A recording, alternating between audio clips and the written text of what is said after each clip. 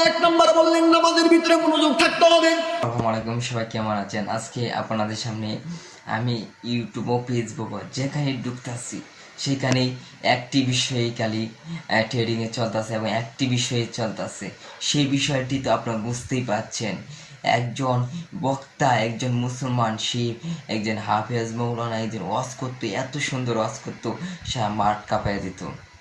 তার কথা শুনে সবাই কিন্তু আবেগ দিয়ে অনেক ইসলাম ধর্ম অনেক সবাই কিন্তু সবাই তার কথা ভালো লাগতো সবারতে।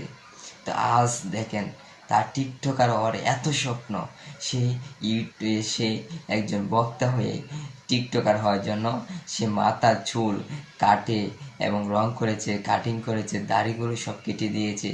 এখন সে প্যান্ট শার্ট পিনতে করে, সে এখন আগের মতন নাই। রাজুকে নিয়ে আসলাম, রাজু কিছু বলবে আপনাদেরকে। मारो मुझे, मारो मारो मुझे।